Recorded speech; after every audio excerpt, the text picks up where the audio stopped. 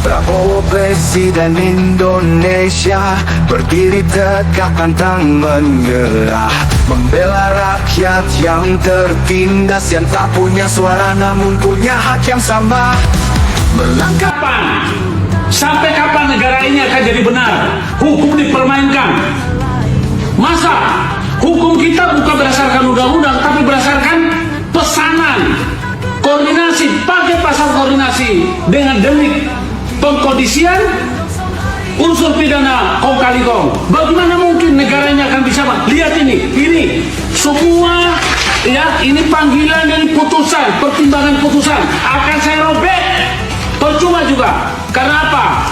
Negara kita tidak menganut hukum yang benar, tidak sesuai dengan apa? Konstitusi. Lihatlah, jaksa mempermainkan perkara, jaksa mempermainkan masyarakat. Ini saya robek nih panggilannya jaksa. Ya, saya pikir saya takut, saya tidak takut. Tidak ada lagi yang saya takut ini. Saya akan hadapi dengan taruhan nyawa. Siapkan hukum tembak dan peti jenazah kalau mau kriminalisasi saya, karena saya pasti akan melawan. Sebagai putra utama laki, saya siap untuk melawan terus. Ingat, bagi saya sudah cukup saya dipermainkan selama ini. Lihat, bagaimana mungkin hakim bisa dipesan putusannya? Bagaimana mungkin hakim yang digaji oleh negara pakai uang rakyat bisa-bisanya hanya bisa menipu masyarakat? Ya, di mana? Bagaimana dengan pasal yang sudah diatur oleh Undang-Undang Kekuasaan Kehakiman? Tidak berdasarkan KUHP, tidak berdasarkan dengan KUH pidana. Ya, selalu mereka hanya menggunakan kewenangan. Ingat, kewenangan itu diatur pada pasal 51 ayat 1 KUH pidana. Yang tidak melakukan perintah jabatan yang sama, maka pasal 51 ayat 2. Ini saya Guntur Lareba, aktivis hukum pejuang kebenaran. Dari mimbar Mahkamah Kebenaran saya siap bertanggung jawab. Ya, jaksa, harusnya jaksa agung itu membinasakan sesuatu, binasakan jaksa-jaksa nakal.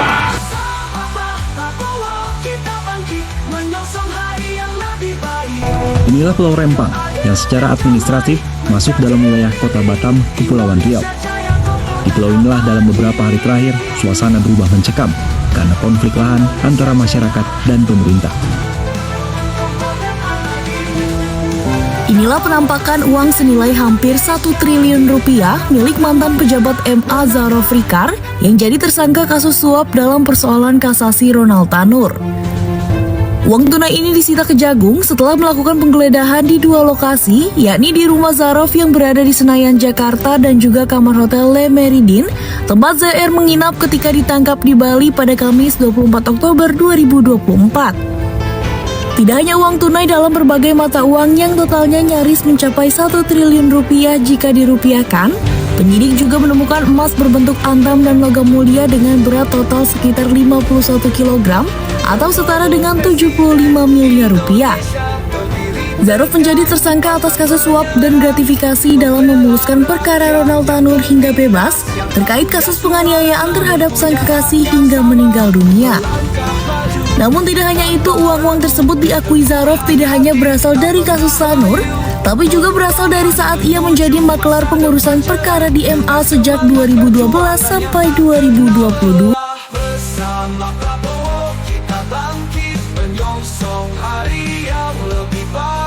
Kurangi korupsi. Kalau tidak bisa kita habiskan korupsi dalam waktu singkat, minimal kita tekan dan kurangi. Kita tidak akan kompromi dengan korupsi.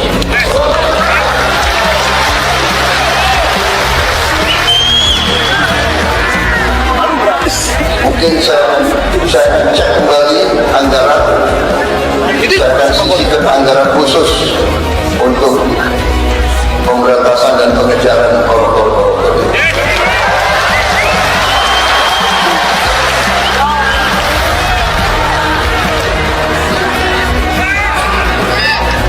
Kalaupun dia lari ke Antartika, aku kirim pasukan khusus untuk nyari mereka di Antartika. Ya, perlu pasukan khusus sampai ke Antartika ya. Tapi Pak Prabowo kelihatannya tidak perlu pakai pasukan khusus dan tidak perlu ke Antartika. Cukup Bapak keluarkan perpu untuk mengatasi soal MA ini. Negara sudah dalam keadaan darurat, korupsi sudah berurat berakar, tapi tidak pernah diadres oleh pemerintahan Mulyono.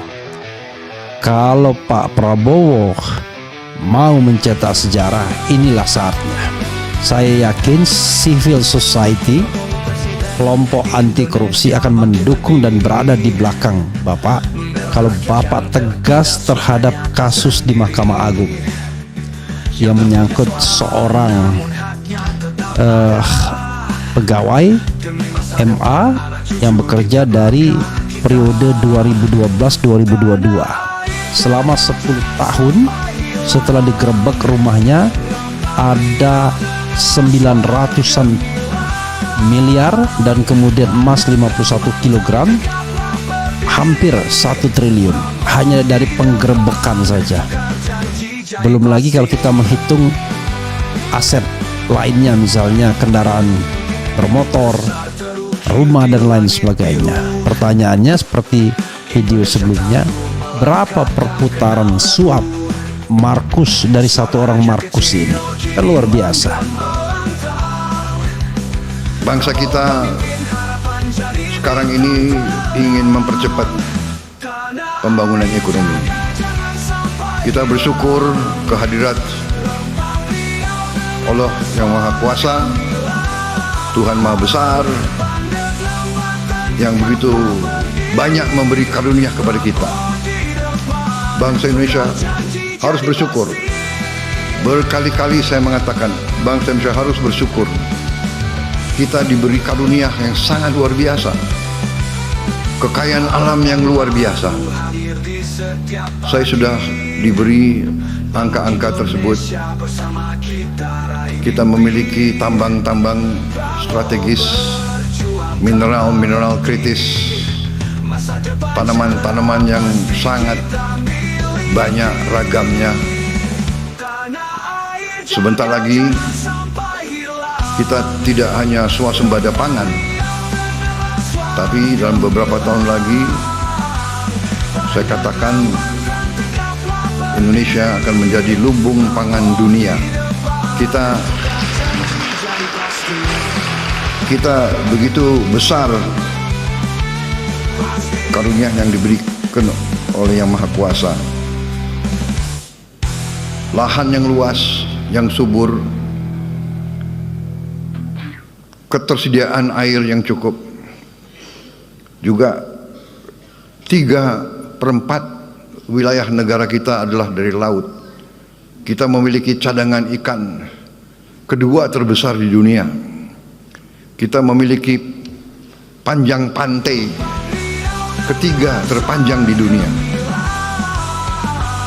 Artinya kita bisa punya puluhan juta hektar tambak-tambak ikan, tambak udang, tambak lobster, tambak kepiting. Kita akan menjadi eksporter yang paling utama di bidang ikan dan protein untuk dunia, saudara-saudara sekalian. Saudara-saudara sekalian, semua karunia ini percuma kalau tidak bisa kita kelola dengan baik. Karena itu saya bertekad, mandat yang diberi kepada saya oleh rakyat Indonesia, saya dipilih oleh rakyat Indonesia, saya disumpah di hadapan rakyat dan di hadapan Yang Maha Kuasa. Saya disumpah untuk menjaga undang-undang dasar kita, menjalankan semua undang-undang.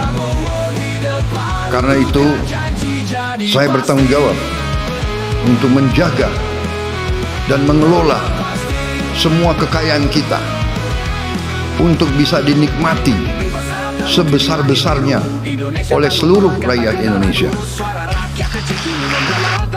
Kami ingin berjuang sekeras mungkin untuk menghilangkan kemiskinan dari bumi Indonesia. Dalam rangka menjaga kekayaan Indonesia tidak salah kelola, tidak bocor, tidak dicuri.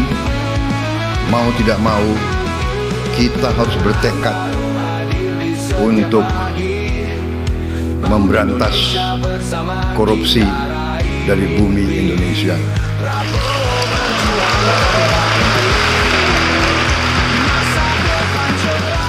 Memang banyak yang mengejek Prabowo Subianto. Saya memang sudah biasa diejek. Dari dulu saya diejek. Dari dulu saya difitnah. Sekarang pun mereka tidak percaya. Apa iya kemiskinan bisa dikurangi?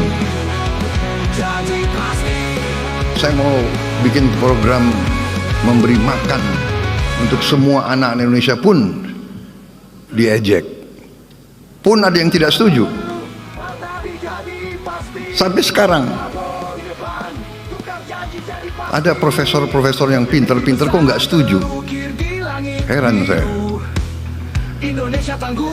Profesor pinter atau bodoh, saya nggak tahu.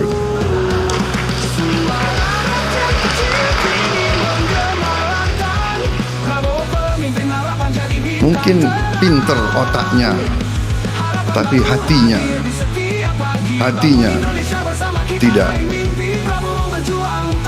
tidak bisa merasakan kalau anak-anak itu, kalau anak lapar ke sekolah itu bagaimana caranya.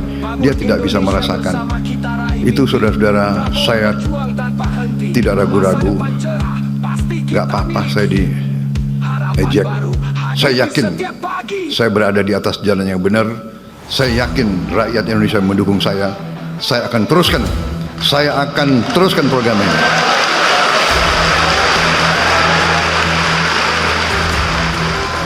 Dan mereka yang masih meragukan, 2 bulan saya memimpin, masih mereka bertanya-tanya. Saya sampaikan, sabar sedikit, saya baru menjabat 2 bulan.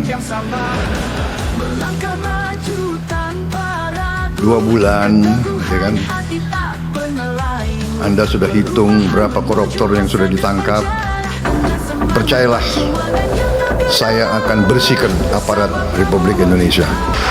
Dan saya yakin dan percaya rakyat Indonesia berada di belakang saya.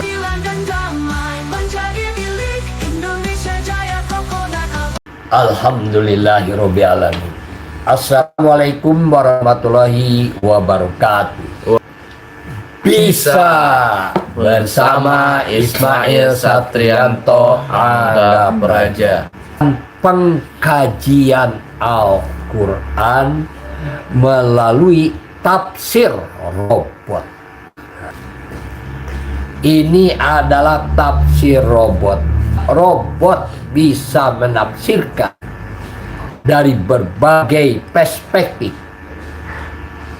Tafsir Al-Quran untuk kepresidenan, tafsir Al-Quran untuk kehakiman dan kejaksaan, tafsir Al-Quran untuk kepolisian, Dewan Perwakilan Rakyat, pengusaha, dan sebagainya. Jadi buat sahabat Abu Ismail bisa berkomentar kalau ada yang ingin ditanyakan. Mari kita dengarkan penjelasan dari ChatGPT.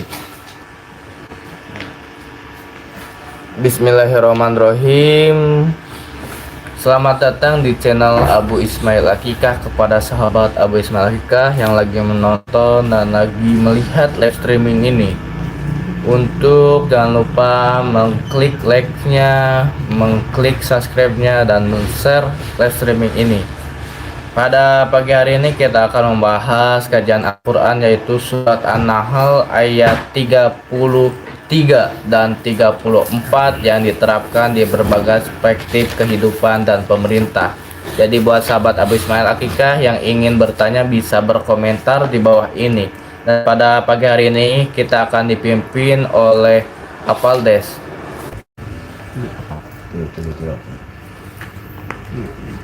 A'udzu billahi minasy syaithanir rajim.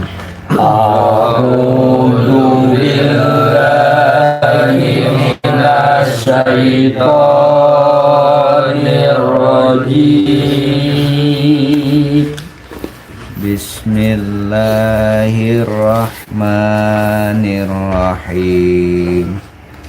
Bismillahirrahmanirrahim.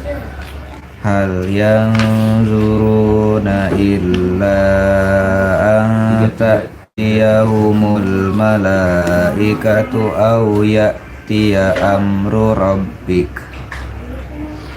Hal yanzuruna illa an ta'tiyahumul malaikatu aw ya'tiya amru rabbik. Kadzalika fa'alal ladzina min qablihim. Kadzalika fa'alal ladzina min qablihim. Wa ma zalamahumullahu walakin kanu anfusahum yazlimun. Wa ma zalamahumullahu walakin kanu anfusahum yazlimun. Fa'asabahum sayyi'atu ma 'amilu wa haqa bihim ma kanu bihi yastahzi'un. Fa'asabahum sayyi'atu ma 'amilu wa haqa bihim ma kanu yastahzi'un. Tidak ada yang ditunggu mereka selain datangnya para malaikat kepada mereka atau datangnya perintah Tuhanmu. Demikianlah yang telah diperbuat oleh orang-orang kafir sebelum mereka. Allah tidak menzalimi mereka, justru merekalah yang selalu menzalimi diri mereka sendiri. Maka mereka ditimpa azab akibat perbuatan mereka dan diliputi oleh azab yang dulu selalu mereka perolok-olokkan.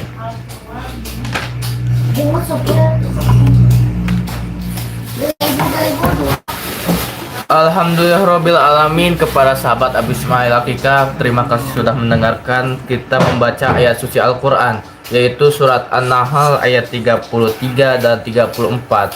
Dan pada pagi hari ini kita akan langsung saja melanjutkan tafsir surat An-Nahl yang diterapkan di kepresidenan.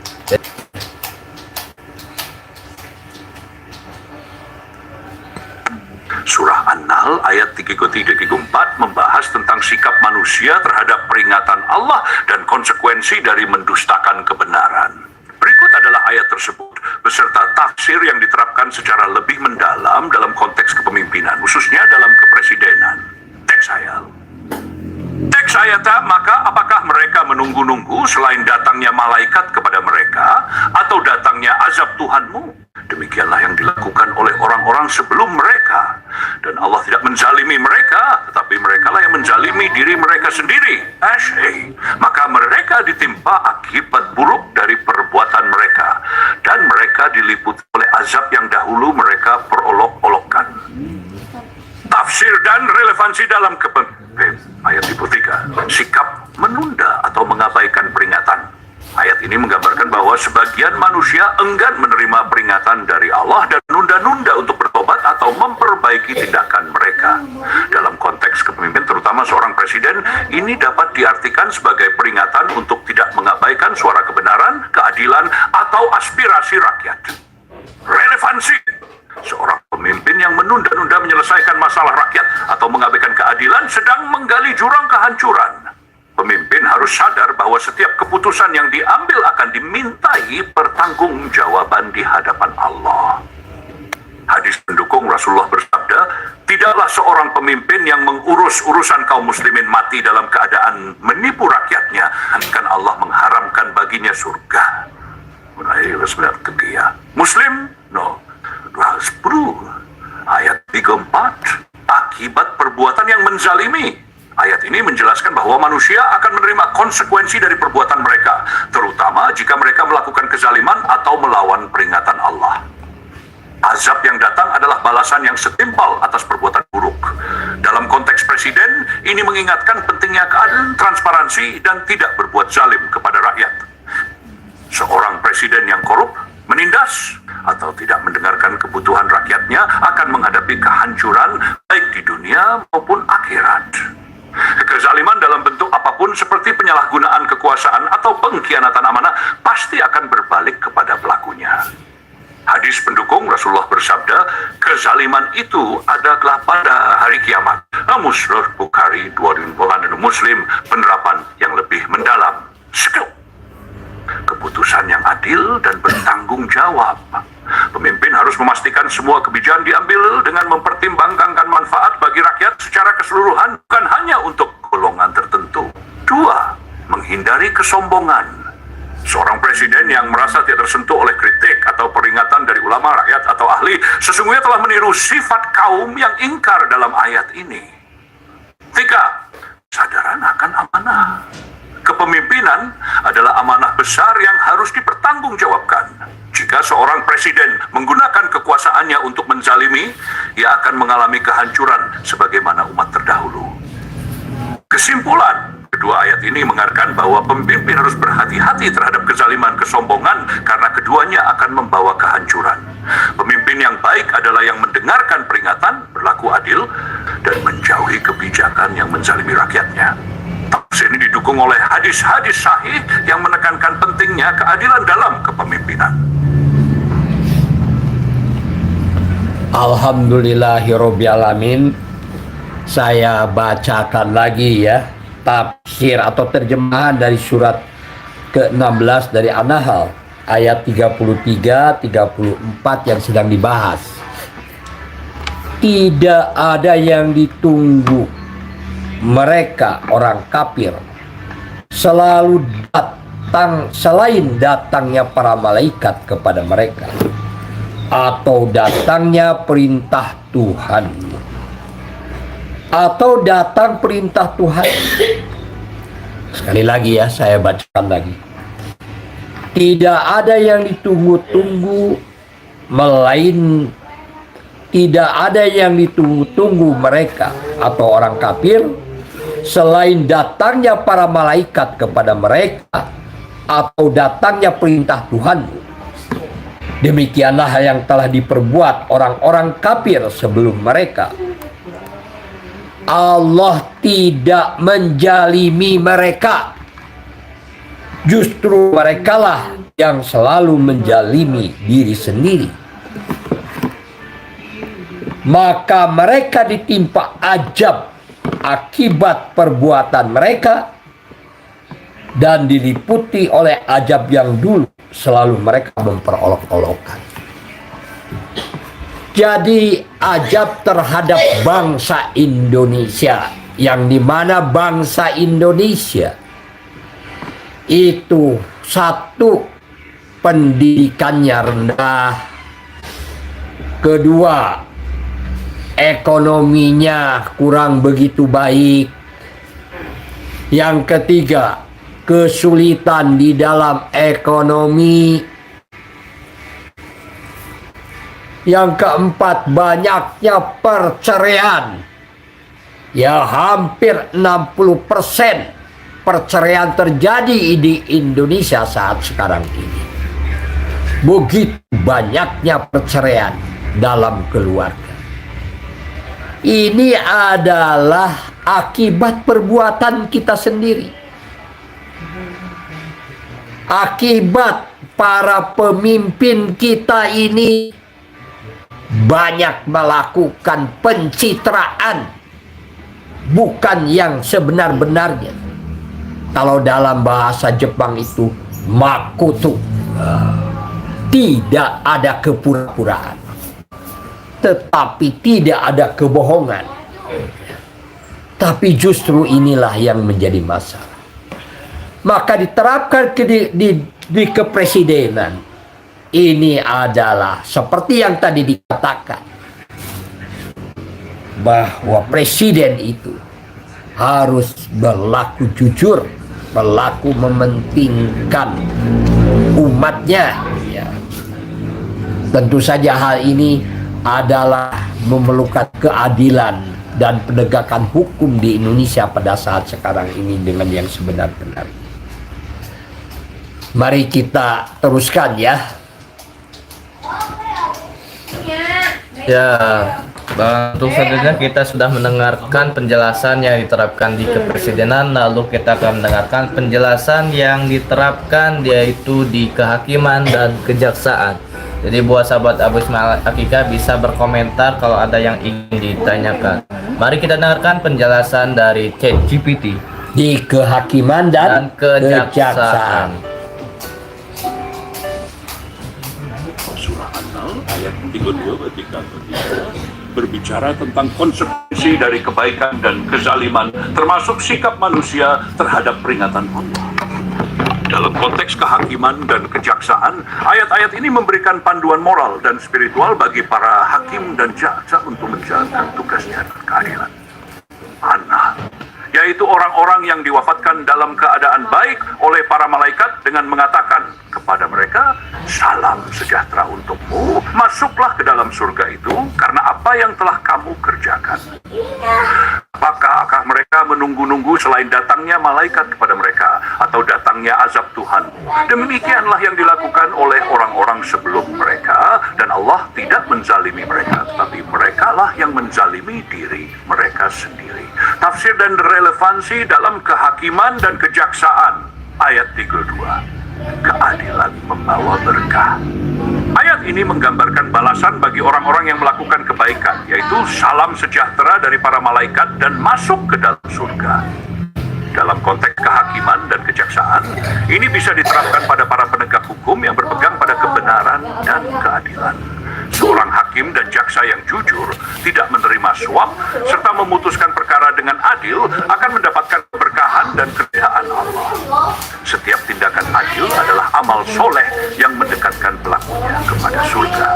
Hadis pendukung, Rasulullah bersabda, hakim ada 3 golongan, 1 masuk surga dan 2 masuk neraka. Adapun hakim masuk surga adalah yang mengetahui kebenaran memutuskan perkara dengan adil. Sedangkan hakim yang mengetahui kebenaran tetapi berlaku zalim, maka ia masuk neraka. Dan hakim yang memutuskan tanpa ilmu, ia juga masuk neraka. Abu Dawud, ayat 573. Tirmidzi, ayat 322. Peringatan terhadap kezaliman.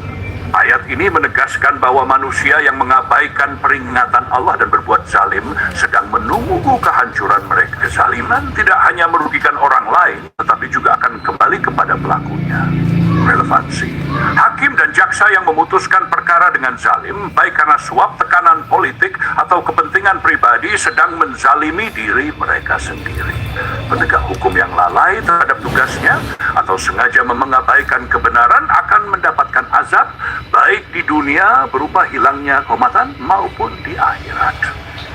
Hadis pendukung, Rasulullah bersabda, sesungguhnya orang-orang yang beradil akan ditempatkan pada hari kiamat di atas mimbar-mimbar dari api. Muslim, penerapan yang lebih mendalam. Satu, keadilan sebagai tugas utama. Hakim dan jaksa harus menjadikan keadilan sebagai prinsip utama dalam memutuskan perkara. Tidak boleh ada diskriminasi atau pengaruh dari kekuatan eksternal. Keputusan yang adil mencerminkan ketaatan kepada Allah dan menciptakan ketentraman di masyarakat. 2. Menghindari kezaliman dalam bentuk apapun. Kezaliman dalam konteks kehakiman mencakup memanipulasi bukti, memihak kepada yang kuat meskipun salah, atau mengabaikan hak-hak pihak yang lemah. Hal ini adalah dosa besar dan mencerminkan pengabaian terhadap peringatan Allah sebagaimana disebutkan dalam ayat 33. Integritas sebagai pilar utama penegak hukum. Seorang penegak hukum harus memiliki integritas tinggi. Suap, nepotisme, atau penyalahgunaan kekuasaan menghancurkan sistem hukum dan membawa kehancuran bagi individu maupun bangsa. Kesadaran akan amanah besar. Hakim hakim dan jaksa memegang amanah yang besar. Keputusan mereka tidak hanya berdampak pada individu yang terlibat, tetapi juga pada kepercayaan masyarakat terhadap sistem hukum. Mereka harus ingat bahwa setiap keputusan akan dipertanggungjawabkan di akhirat. Hadis pendukuh bersabda, tidaklah seorang hamba diberikan amanah oleh Allah untuk memimpin, lalu ia mati dalam keadaan mengkhianati amanahnya, melainkan Allah mengharamkan surga atasnya. Bukhari 018. Kesimpulan ayat 32 dan 3 surah An-Nahl mengajarkan pentingnya keadilan, integritas, dan tanggung jawab moral dalam kehakiman dan kejaksaan. Hakim dan jaksa yang jujur dan adil akan mendapatkan keridhaan Allah, sedangkan yang berbuat zalim akan menanggung akibat buruknya di dunia dan akhirat.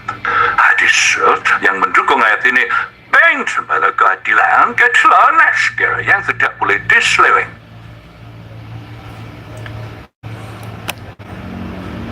Itulah ya tafsir di kajian Al-Quran yang diterapkan di kehakiman dan kejaksaan. Sekarang apa ini sekarang? Kepolisian. Sekarang bagaimana di kepolisian ya, yang memang ini kita ini penerapan hukum di Indonesia ini bermasalah ini, terutama di bidang penegakan hukum ya, syariat Islam ini bermasalah. Tetapi kita sekarang bisa memahami bagaimana Islam berperanan ya dalam kenegaraan, Islam berperanan di kepresidenan ya, atau di dalam penegakan hukum. Kita dengarkan untuk para polisi dan juga untuk pecinta para polisi ya, kita dengarkan bagaimana tafsir yang diterapkan di kepolisian.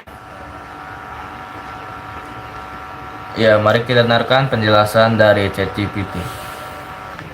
Nah, tafsir surah An-Nahl ayat 32-33 dalam konteks kepolisian, yaitu orang-orang yang diwafatkan dalam keadaan baik oleh para malaikat dengan mengatakan kepada mereka, salam sejahtera untukmu, masuklah ke dalam surga itu karena apa yang telah kamu kerjakan. Maka apakah mereka menunggu-nunggu selain datangnya malaikat kepada mereka atau datangnya azab Tuhanmu? Demikianlah yang dilakukan oleh orang-orang sebelum mereka. Allah tidak menzalimi mereka, tetapi merekalah yang menzalimi diri mereka sendiri. Tafsir dan relevansi dalam konteks kepolisian. Ayat 32, penghargaan untuk orang yang berbuat baik. Ayat ini memberikan penghormatan kepada orang-orang yang menjalankan tugasnya dengan penuh kebaikan dan keikhlasan. Dalam konteks kepolisian, ayat ini menjadi pengingat bahwa seorang polisi yang melaksanakan tugas dengan adil, melindungi masyarakat dan mencegah kejahatan adalah bagian dari amal salih yang mendekatkannya kepada keridhaan Allah. Relevansi yang menjalankan tugas dengan ikhlas dan tanpa penyimpangan akan mendapatkan pahala yang besar di sisi Allah. Perlindungan terhadap rakyat, pemberantasan kejahatan, dan menjaga keamanan adalah bentuk amal soleh yang akan menjadi bekal menuju surga. Hadis pendukung Rasulullah bersabda, barang siapa yang membantu saudaranya dalam memenuhi kebutuhannya, maka Allah akan memenuhi kebutuhannya. Barang siapa yang menghilangkan kesulitan seorang muslim, maka Allah akan menghilangkan kesulitannya pada hari kiamat. Hari 2 dan 42 muslim. Ayat 33, peringatan terhadap kezaliman dan kelalaian. Ayat ini menegur manusia yang mengabaikan tugas atau melakukan kezaliman meskipun sudah mendapat peringatan. Dalam konteks kepolisian, ayat ini relevan untuk mengingatkan bahaya penyalahgunaan wewenang, korupsi, atau kelalaian dalam menjalankan tugas. Relevansi. Polisi yang lalai atau berbuat zalim seperti menerima suap, menindas rakyat kecil, atau membiarkan pelaku kejahatan karena tekanan sedang menzalimi diri sendiri. Kezaliman ini akan mendatangkan azab Allah di dunia berupa hilangnya kehormatan dan di akhirat berupa siksa neraka. Hadis pendukung Rasulullah bersabda, sesungguhnya Allah tidak akan mengasihi orang yang tidak mengasihi manusia. Amin. San dan keadilan sebagai prinsip utama. Polisi harus menjalankan tugasnya dengan menjunjung tinggi keadilan tanpa memandang pangkat, kekayaan, atau status sosial seseorang. Setiap pelanggaran hukum harus ditindak dengan adil. Hadis pendukung Rasulullah sabda, sesungguhnya orang-orang yang berlaku adil kelak pada hari kiamat akan berada di atas mimbar-mimbar dari cahaya di sisi Allah. Mereka yang adil dalam memutuskan perkara dan terhadap orang yang mereka pimpin. 2. Najs, menghindari penyalahgunaan wewenang. Polisi memiliki kekuasaan untuk menegakkan hukum. Namun kekuasaan ini harus digunakan dengan tanggung jawab. Penyalahgunaan wewenang seperti menerima suap, intimidasi, atau kolusi adalah bentuk kezaliman yang berat. 3. Melindungi dan melayani masyarakat. Tugas utama polisi adalah menjaga keamanan dan melindungi masyarakat dari ancaman. Polisi yang melalaikan tugas ini atau bersikap kasar kepada rakyat sedang mengkhianati amanah. Hadis pendukung Rasulullah bersabda, pemimpin suatu kaum adalah pelayan mereka. Dalam konteks kepolisian, ini menunjukkan bahwa polisi harus melayani masyarakat, bukan menindas mereka. 4. Keteguhan dalam menegakkan hukum. Polisi harus teguh dalam menegakkan hukum meskipun terhadap pihak yang berpengaruh. Keteguhan ini adalah bentuk ketaatan kepada Allah dan amanah besar yang diberikan kepada mereka. Hadis pendukung Rasulullah bersabda, hancurnya umat sebelum kalian karena mereka. Apabila orang terpandang mencuri, mereka membiarkannya. Namun jika orang lemah mencuri, mereka menghukumnya. Demi Allah, jika Fatimah putri Muhammad mencuri, niscaya aku akan memotong tangannya. Ancaman untuk polisi yang zalim atau lalai. Polisi yang berbuat zalim seperti menindas masyarakat kecil atau membiarkan kejahatan tanpa penindakan termasuk dalam ancaman Allah pada ayat 33. Hadis Rasulullah memperingatkan, barang siapa yang diberi amanah oleh Allah untuk mengurus urusan rakyat, namun ia mati dalam keadaan menipu mereka, maka Allah mengharamkan surga baginya. Muslim. Nah, Surah An-Nahl ayat ke-2-33 menekankan pentingnya ikhlasan, keadil, dan tanggung jawab moral dalam tugas kepolisian. Polisi yang menjalankan tugasnya dengan baik akan mendapatkan salam sejahtera dari para malaikat dan dijanjikan surga. Sebaliknya, polisi yang zalim atau lalai akan menanggung konsekuensi buruk, baik di dunia maupun akhirat. Hadis-hadis sahih mendukung prinsip ini. Mereka tugas polisi aman berserus jalankan keadilan dan tanggung jawab.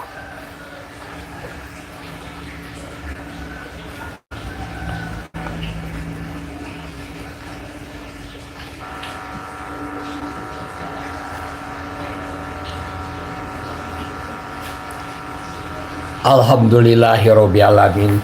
Ada yang patut kita ini garis bawahi ya dari kajian mengenai robot itu, yaitu barang siapa yang melepaskan satu kesulitan orang lain, siapa yang menolong orang lain tidak sulit ya, sehingga dengan kehadiran kita ini kita mampu melepaskan satu kesulitan orang lain, maka Allah akan memberikan pertolongannya, dilepaskan kesulitannya di dunia dan kesulitannya di akhirat. Jadi bisa jadi apabila kita banyak mendapatkan kesulitan demi kesulitan, disebabkan karena memang kita tidak pernah atau jarang membantu orang lain, membiarkan orang lain berada dalam kesulitan, seolah-olah kita tidak memiliki tanggung jawab sebagai manusia terhadap orang lain. Karena kita ini hidup dengan diri sendiri, tidak pernah membantu orang lain, kesulitan orang lain, sehingga Allah tidak memberikan pertolongan kepada kita. Kita sulit karena disebabkan kita menjalimi diri kita sendiri, Seolah-olah orang lainnya lah harus membantu kita, bukan kita membantu orang lain. Padahal hadis dari Rasulullah sudah sangat jelas tadi dikatakan oleh robot itu, bahwa barang siapa yang melepaskan satu kesulitan dari orang lain, maka Allah akan melepaskan kesulitannya di dunia dan akan melepaskan kesulitannya di akhirat. Gembirakanlah orang-orang, jangan kau takut-takuti. Permudah urusan orang-orang, jangan kau persulit. Jangan sampai kehadiran kita di dunia, kita ini mempersulit orang lain, bukannya membantu orang lain. Gembirakanlah orang-orang. Mari kita gembirakan orang-orang.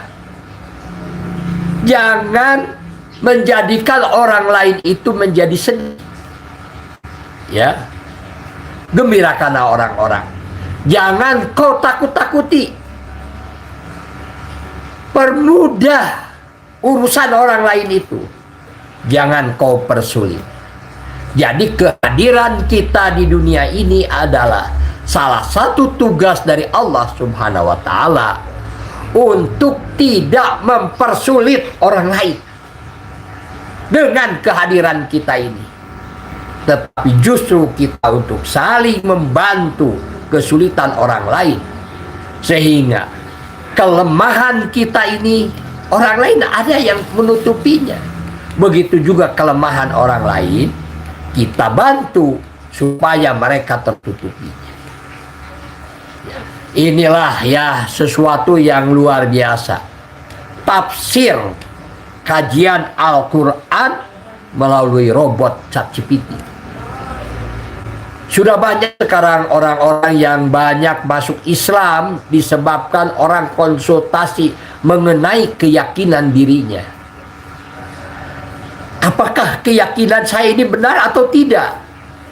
Berdasarkan ajaran yang paling benar di dunia, berdasarkan aturan Allah yang terbaik di dunia, berdasarkan aturan yang diberikan oleh pencipta langit dan bumi.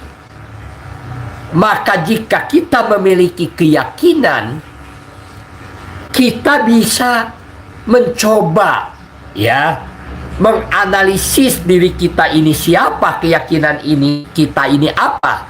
Tanyakanlah kepada ChatGPT, apakah tingkah laku, kelakuan atau perbuatan atau sesuatu yang terpikirkan di dalam benak kita ini benar atau tidak. Insya Allah ini ChatGPT ini bisa menjawabnya, dan ini luar biasa. Inilah pengalaman saya kenapa saya sekarang melakukan kajian Al-Quran melalui robot, ya, melalui ChatGPT, supaya kita ini menyadari bahwa karunia Allah yang diberikan kepada kita ini harus dimaksimalkan. Handphone yang kita pegang sekarang ini jangan dipakai untuk maksiat kepada Allah, tetapi harus dipakai benar-benar untuk ibadah kepada Allah. Sekarang mari kita dengarkan selanjutnya ya,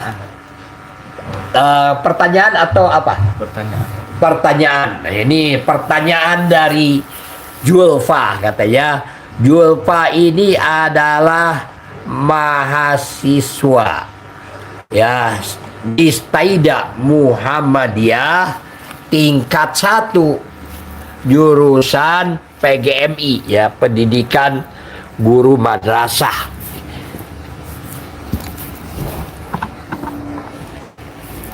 Bagaimana kita bisa menggunakan contoh dari Quran Surat An-Nahl ayat 33 dan 34 untuk memperkuat moral dan spiritual di kalangan generasi muda? Menerapkan An-Nahl ayat 33 dan 34 untuk penguatan moral dan spiritual generasi muda. An-Nahl, maka apakah mereka menunggu-nunggu selain datangnya malaikat malaikat kepada mereka atau datangnya azab Tuhanmu, demikianlah yang dilakukan oleh orang-orang sebelum mereka. Dan Allah tidak menzalimi mereka, tetapi merekalah yang menzalimi diri mereka sendiri. An-Nahl 34. Apa ya ditimpa kaki buruk dari yang mereka kerjakan dan mereka dikepung oleh yang dahulu mereka perolok-olokkan. Makna utama ayat, peringatan akan kelalaian dan kezaliman. Ayat 33 memperingatkan manusia yang tidak mengindahkan peringatan Allah, menunda-nunda amal kebaikan, atau bahkan menzalimi diri sendiri dengan maksiat. Generasi muda perlu memahami bahwa waktu adalah amanah yang harus digunakan untuk hal-hal bermanfaat. 2. Konsekuensi perbuatan. Ayat 34 menekankan bahwa segalakan manusia, baik atau buruk, akan mendatangkan konsekuensi. Kezaliman, kesombongan akan berpenyesalan dan hukuman, baik di dunia maupun akhirat. Strategi menerapkan ayat ini untuk generasi muda, menanamkan kesadaran dan akibat perbuatan dahsyat bahwa setiap tindakan memiliki akibat. Ayat 34 mengajarkan motivasi mereka untuk melakukan hal baik dengan menunjukkan dampak positifnya di dunia, seperti keberhasilan, kehormatan, dan ketenangan hati, serta balasannya di akhirat berupa surga. Contoh praktis mengaitkan perbuatan baik seperti membantu orang lain, menjaga kejujuran, atau bekerja keras dengan hasil nyata seperti kepercayaan dari orang lain, keberkahan dalam hidup.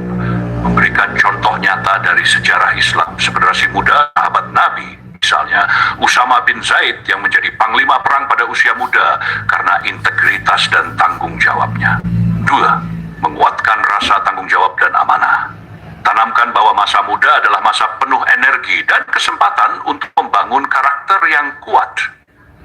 Ingatkan bahwa Allah akan meminta pertanggungjawaban atas waktu muda mereka. Gunakan ayat ini untuk mengingatkan bahwa kelalaian adalah bentuk pengkhianatan terhadap amanah Allah. Rasulullah bersabda, tidak akan bergeser kedua kaki seorang hamba pada hari kiamat hingga ia ditanya tentang 4 hal: tentang usianya untuk apa ia habiskan, tentang masa mudanya untuk apa ia gunakan. 3. Mesnu muhasabah. Dorong terus rutin mengevaluasi setiap hari. Apakah pendekat sendiri kepada Allah berdasarkan asurat dalam benar dari sikap lalai atau kegagalan, dan bahwa introspeksi dapat mencegah kesalahan berulang. Praktik buat program mentoring atau kelompok diskusi di mana generasi muda diajak untuk saling berbagi pengalaman dan mendiskusikan bagaimana memperbaiki diri. Menanamkan nilai-nilai keadilan anti zalim. Jelaskan bahwa kezaliman adalah penyebab utama kehancuran diri sendiri, baik dalam bentuk menzalimi orang lain, menyalahgunakan waktu, atau mengabaikan hak Allah. Ajarkan nilai-nilai adil sejak dini, baik dalam pergaulan, belajar, maupun bekerja. Hadis pendukwa bersabda, bertakwalah kepada Allah dan berlaku adillah di antara anak-anakmu. Bukhari 2258, Muslim 5. Mendorong keteladanan spiritual. Generasi muda cenderung meniru apa yang mereka lihat. Berikan teladan nyata dari para pemimpin, guru, atau keluarga yang mencerminkan moral dan spiritual tinggi. Gunakan kisah dari generasi Islam seperti Ali bin Abi Thalib atau Abdullah bin Umar yang menunjukkan keberanian, integritas, dan kecintaan kepada Allah. Pendekatan praktis untuk generasi muda. 1. Mengintegrasikan pendidikan moral dan agama. Jadikan ayat ini sebagai bahan diskusi dalam pengajaran formal atau informal. Tunjukkan relevansinya dengan tantangan masa kini, seperti penyalahgunaan media sosial, budaya konsumtif, atau korupsi waktu. 2. Menggunakan teknologi untuk penyebaran nilai positif. Buat konten kreatif seperti video pendek, podcast, atau dengan media sosial yang menggambarkan dampak positif dari moral yang baik dan spiritualitas.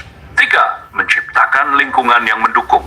Bentuk komunitas pemuda yang saling mengingatkan dalam kebaikan. Amar ma'ruf nahi mungkar. Rasulullah bersabda, seorang mukmin adalah cermin bagi mukminin yang lain. Apabila ia melihat sesuatu yang tidak baik, ia harus memperbaikinya. 4. Memberikan penghargaan untuk perilaku baik. Apresiasi generasi muda yang menunjukkan komitmen terhadap moral moral dan spiritual, baik di sekolah, keluarga, maupun masyarakat. Kesimpulan, USA Nahl ayat 3-4 memberikan pelajaran penting tentang keadilan, tanggung jawab, dan kesadaran akan akibat perbuatan. Dengan menerapkan nilai-nilai ini, generasi muda ditunggal spiritual melalui teladan introspeksi serta berbasis teknologi lain kulindal menjadi pedoman hidup yang relevan dan inspiratif bagi mereka. Ada sesuatu yang digarisbawahi oleh saya ya, bahwa kelalaian atau tidak bersungguh-sungguh merupakan pengkhianatan kepada Allah, pengkhianatan kepada Tuhannya. Luar biasa ini ya. Peringatan ini di mana kita ini orang lalai terhadap waktu. Lalai terhadap waktu sholat, lalai terhadap seharusnya orang sholat berjamaah, tetapi dia itu tinggal tidak menyegerakan sholat berjamaah. Dia tinggal di kamarnya, dia tinggal di belakang, dia sibuk dengan dirinya, sibuk dengan pekerjaannya, tidak menyegerakan untuk segera sholat berjamaah bersama-sama.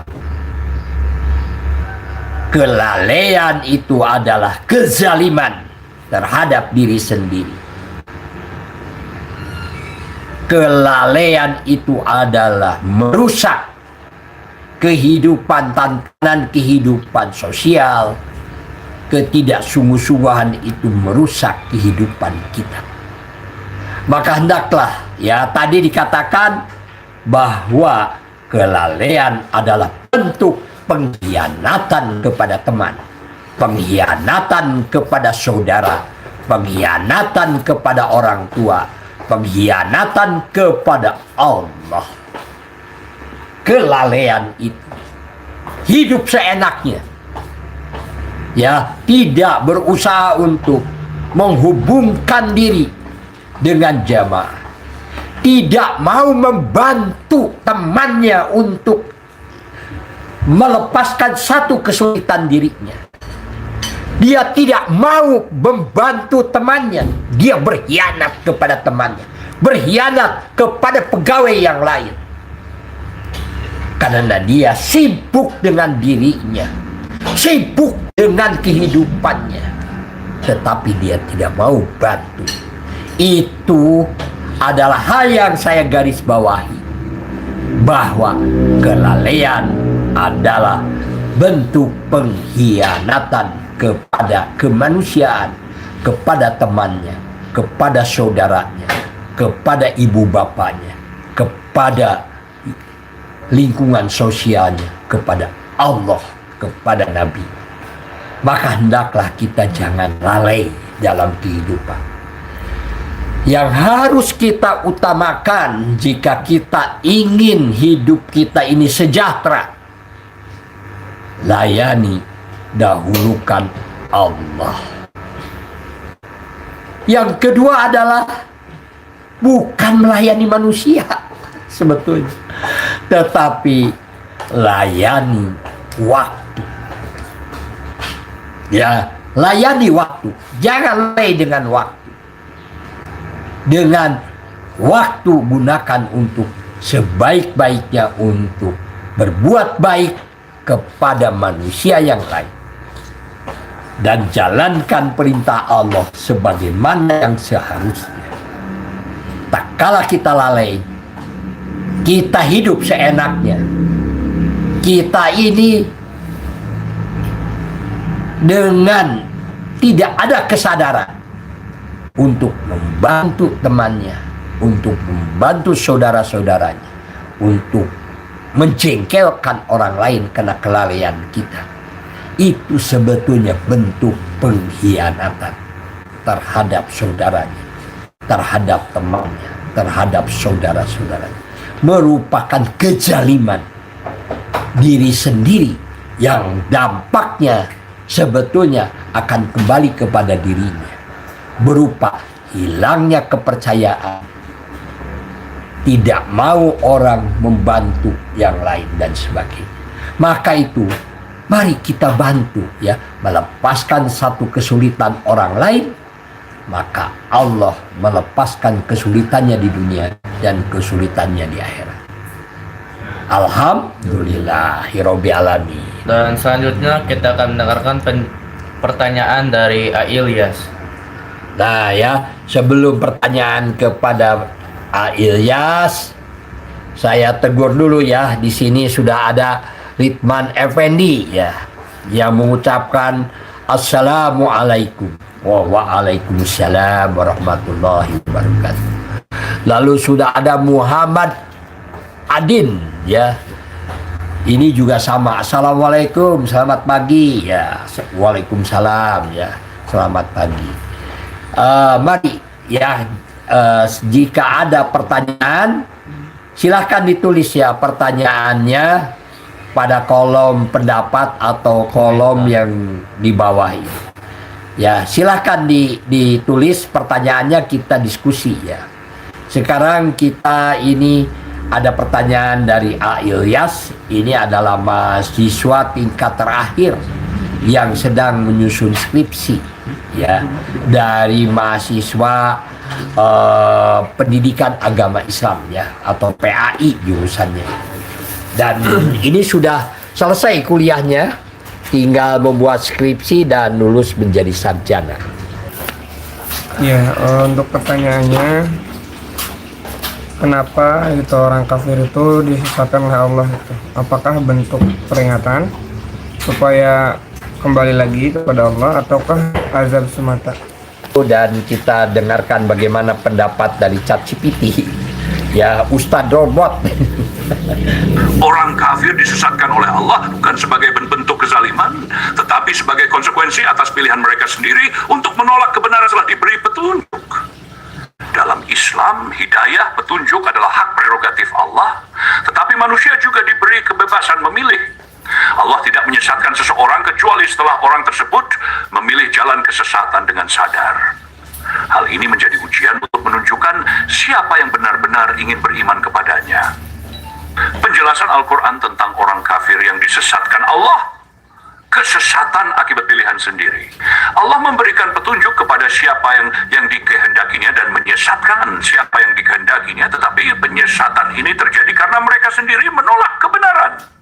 Dalil, maka setelah mereka menyimpang, Allah memalingkan hatinya dan Allah tidak memberi petunjuk kepada kaum yang fasik. 5.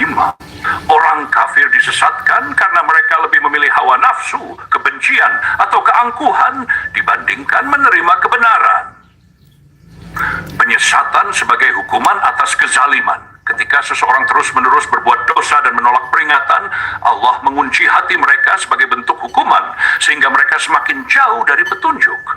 Dalil, dan kami memalingkan hati dan penglihatan mereka seperti mereka tidak beriman kepadanya pada permulaannya, dan kami biarkan mereka bingung dalam kesesatan mereka.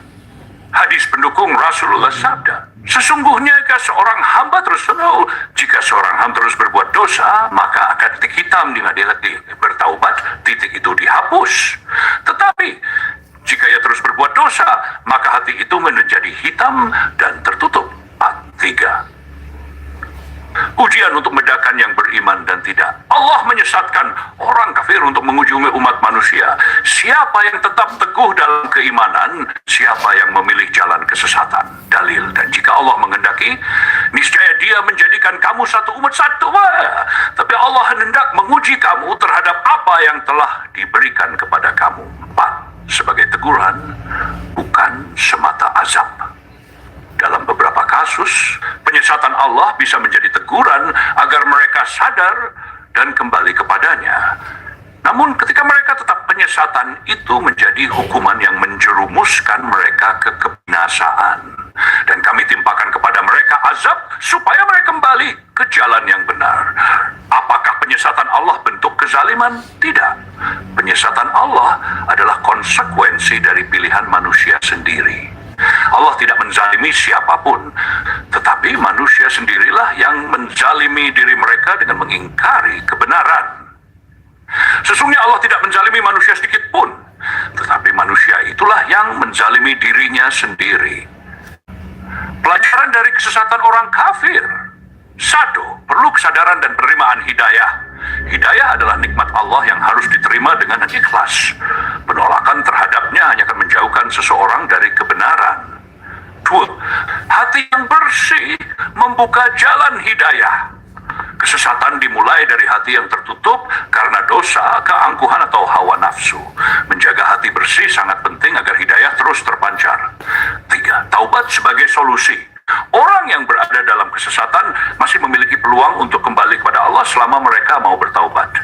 Hadis mendukung, Rasulullah SAW bersabda, sesungguhnya Allah menerima taubat seorang hamba selama ruhnya belum sampai ke tenggorokan. Kesimpulan, penyesatan Allah terhadap orang kafir adalah konsekuensi dari pilihan mereka yang menolak petunjuk. Allah tidak menyesatkan tanpa sebab, melainkan karena mereka terus-menerus menolak kebenaran dan memilih jalan yang salah. Penyesatan ini bisa menjadi teguran agar mereka kembali ke jalan yang benar. Tetapi jika mereka tetap membangkang, itu berubah menjadi hukuman yang menjerumuskan mereka ke dalam kebinasaan. Allah Maha Adil, dan manusia yang menzalimi diri dengan paling dari petunjuknya. Jadi pembangkangan demi pembangkangan.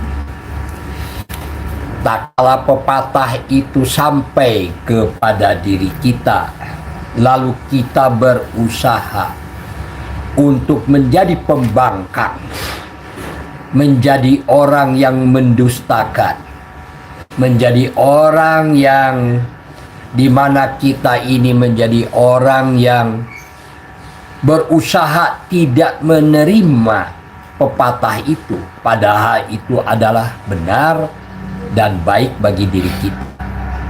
Maka tadi dikatakan bahwa di dalam manusia itu ada yang bernama hati.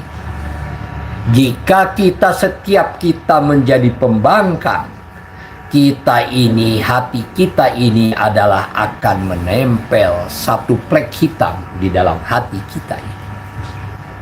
Dan apabila terus-terusan pembangkangan demi pembangkangan disengaja berusaha untuk kita ini menjadi orang yang selalu bertolak belakang dengan kebenaran, bermalas-malasan, lalai dengan waktu, lalai dengan sholat berjamaah, sholat di awal waktu. Lalu kita ini ngerokok begitu ya, padahal sudah jelas-jelas rokok itu tidak ada manfaatnya, tidak ada bagi kehidupan manusia dan harus ditinggalkan karena itu bentuk kecanduan yang akan merusak diri kita. Lalu diperingatkan ya, karena orang lalai kuliah, lalai sekolah gitu. Maka tadi dikatakan bahwa di dalam hati manusia itu ada yang bernama hati di dalam diri kita ini. Apabila kita ini melakukan pembangkangan, maka akhirnya hati kita menjadi hitam.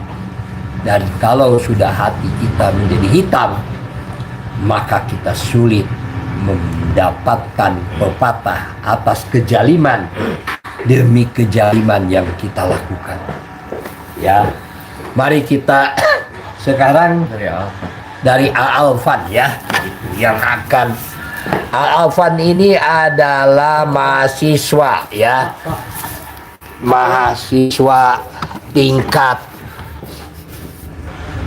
ini ya, mahasiswa tingkat berapa ini? Sudah selesai KKN ya, sudah selesai KKN tingkat 5 ya, semester 5 tingkat 5, semester 5 ya. Silakan Alfan. Bagaimana memastikan tindakan kita tidak mengundang kemurkaan Allah? Bagaimana tindakan kita? Bagaimana memastikan tindakan kita tidak mengundang kemurkaan Allah? Tidak mengundang kemurkaan Allah ya, tindakan kita ini. Mari kita dengarkan bagaimana kata Ustadz ChatGPT ya, Ustadz robot. Ya, para pendengar juga ini yang ikut streaming ya, boleh ikut serta dalam acara ini, silakan bertanya ya. Dan terima kasih atas subscribe-nya, atas tanda jempolnya ya. Untuk memastikan tindakan kita tidak mengundang kemurkaan Allah, kita harus senantiasa menjaga keimanan, ketaatan, dan kesadaran akan tanggung jawab sebagai hamba Allah. Berikut adalah beberapa langkah praktis yang dapat diambil berdasarkan Al-Quran dan hadis. Memperkuat keimanan, menjaga keyakinan akan keesaan Allah, dan menjauhi syirik adalah dosa terbesar yang tidak akan diampuni jika tidak bertaubat.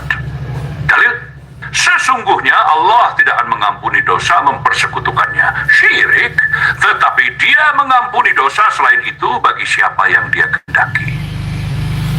Praktik: selalu perbarui niat ibadah hanya untuk Allah. Jangan tergoda untuk mencari pujian manusia atau duniawi. Berpegang teguh pada Al-Quran dan Sunnah, taat kepada perintah Allah dan menjauhi larangannya sesuai petunjuk Al-Quran dan hadis.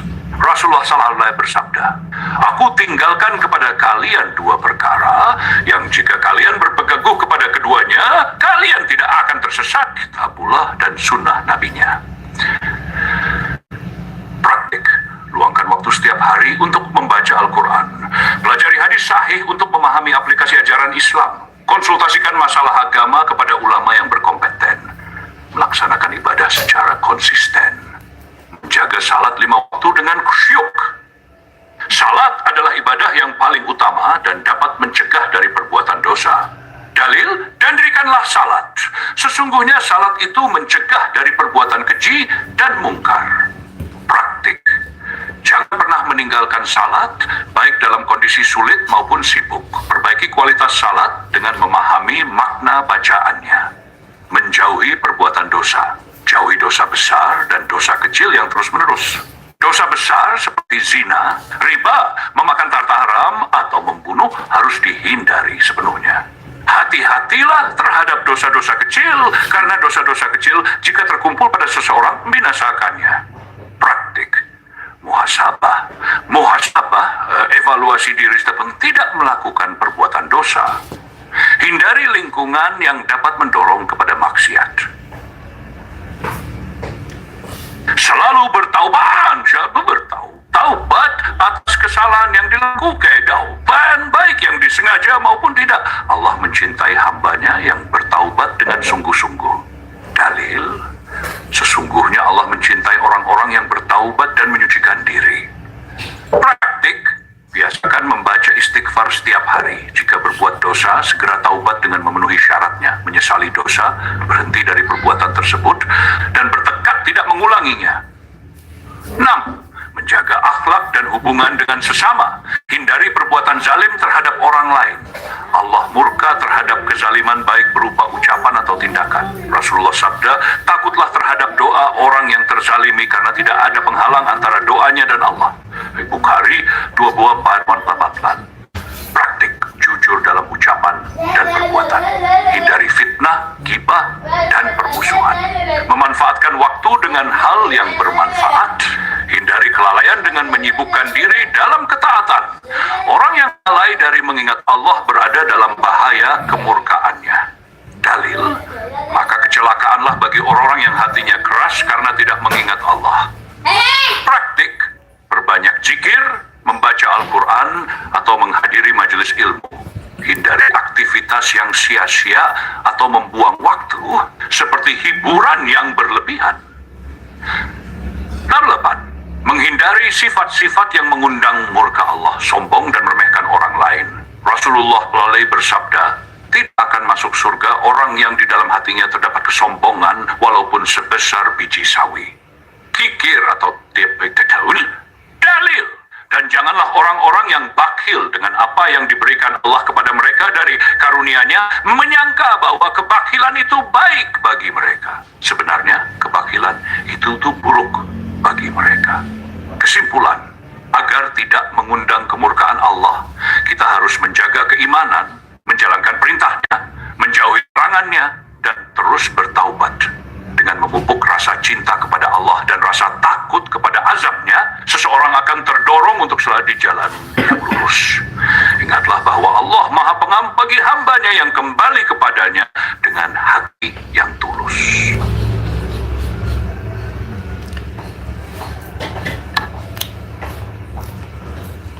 Alhamdulillahirrabbilalamin ya. Mari kita ucapkan istighfar ya 3 kali ya, supaya kita ini ya mengingat Allah dan meminta ampun kepada Allah. Astagfirullahaladzim, astagfirullahaladzim, astagfirullahaladzim ya. Alhamdulillahirrabbilalamin ya. Sekarang ini ilmu yang saya miliki seolah-olah hilang. Tapi yang demikian, alhamdulillah lah, kita masih oleh Allah Subhanahu wa Ta'ala masih diberikan kesempatan untuk bertobat begitu. Sekarang bagian Jamil ya. Jamil ini mahasiswa semester 5, sudah mau lulus juga ini ya. Karena ini dari ekonomi, jurusannya ekonomi syariah, semester 5 yang sebentar lagi mau selesai. Silakan Jamil katanya. Mengapa manusia seringkali baru sadar setelah ajab atau musibah datang? Nah, kenapa katanya manusia baru sadar setelah musibah itu datang? Setelah orang tidak mendapat kepercayaan, sementara lain mendapat kepercayaan, baru menyesal begitu ya.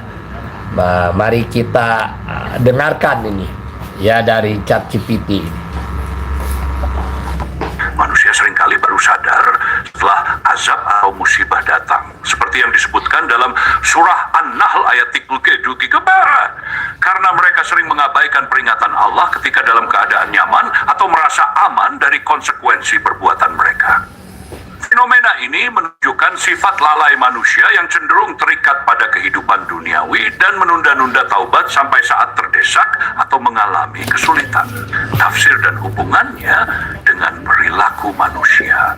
1. Lalai dalam kemakmuran dan kesenangan dunia. Dalam ayat dikiputi sebagaimana orang-orang zalim terus berbuat dosa hingga malaikat maut datang. Maka apakah mereka merasa aman dari kedatangan malaikat maut kepada mereka atau kedatangan azab Tuhanmu? Makna manusia seringkali merasa aman dari azab Allah karena kehidupannya terlihat lancar tanpa menyadari bahwa nikmat itu adalah ujian. Ketika dalam keadaan nyaman, mereka cenderung lupa pada kewajiban kepada Allah. Dalil ketahuilah sesungguhnya manusia itu benar-benar melampaui batas karena dia melihat dirinya serba cukup. Al-Alaq 2. Azab sebagai pengingat dan teguran. Dalam ayat 34, Allah menjelaskan bahwa azab datang karena dosa mereka sendiri. Maka mereka ditimpa akibat buruk dari perbuatan mereka dan mereka diliputi oleh azab yang dahulu mereka perolok-olokkan. Makna, azab menjadi pengingat keras atas kezaliman mereka. Saat musibah datang, manusia biasanya lebih mudah menyadari kelemahannya dan kembali kepada Allah. Namun sebagian besar penyesalan ini muncul ketika sudah terlambat. Dalil dan apabila kami memberikan kesenangan kepada manusia, ia berpaling dan menjauhkan diri. Tetapi apabila ia ditimpa kesusahan, maka ia banyak berdoa. Fusilat 3. Sifat lalai dan nunda-nunda taubat. Manusia cenderung menunda taubat dengan berpikir bahwa kematian atau azab masih jauh. Namun ketika azab benar-benar datang, mereka baru menyesali perbuatannya. Dalil nggak apabila datang kematian kepada salah seorang dari mereka, dia berkata, "Ya Tuhanku, kembalikanlah aku ke dunia agar aku dapat berbuat amal saleh terhadap apa yang telah aku tinggalkan." Sekali-kali tidak. Itu hanyalah dalih yang diucapkannya saja. Mengapa manusia baru sadar setelah azab datang? 1.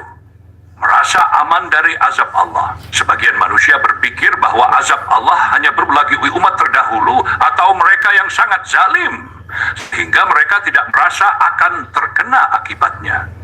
Apakah penduduk negeri itu merasa aman dari kedatangan azab kami di malam hari ketika mereka sedang tidur? Al-A'raf 2. tertipu oleh nikmat dunia. Ketika diberi kenikmatan, manusia sering lupa bahwa itu adalah ujian. Mereka mengira kenikmatan tersebut merupakan tanda kandaan Allah, padahal bisa menjadi istidraj, penangguhan azab. Dalil Hadi bersabda, jika kamu melihat Allah memberikan kenikmatan dunia kepada seorang hamba yang terus bermaksiat kepadanya, maka itu adalah istidraj. 3. Kerasnya hati. Hati yang sering melanggar perintah Allah akan menjadi keras dan sulit menerima kebenaran, kecuali setelah diberi peringatan keras seperti musibah atau azab. Dalil, kemudian setelah itu hatimu menjadi keras seperti batu, bahkan lebih keras lagi. Pelajaran yang bisa diambil, bersegera dalam taubat. Jangan menunda taubat, karena waktu dan kehidupan adalah rahasia Allah. Bersegeralah kamu kepada ampunan dari Tuhanmu dan kepada surga yang luasnya seluas langit dan bumi. 2. Tidak tertipu oleh kenikmatan dunia. Kenikmatan dunia harus disyukuri, tetapi tidak boleh membuat lalai dari ibadah dan tanggung jawab kepada Allah. 3. Mengambil pelajaran dari azab umat terdahulu. Azab yang menimpa umat terdahulu adalah peringatan bagi umat setelahnya agar tidak mengulangi kesalahan yang sama. Dalil, maka ambillah kejadian itu untuk menjadi pelajaran, wahai orang-orang yang mempunyai pandangan. Walhasimpulan, manusia sering baru sadar setelah musibah atau azab datang karena sifat lalai, merasa aman dari ancaman Allah, dan terlalu terikat pada dunia. Namun, musibah dan azab sebenarnya adalah bentuk kasih sayang Allah untuk mengingatkan manusia agar kembali ke jalan yang benar sebelum terlambat. Oleh karena itu, kita harus selalu introspeksi diri, bertaubat, dan bersiap diri ajal atau azab jud.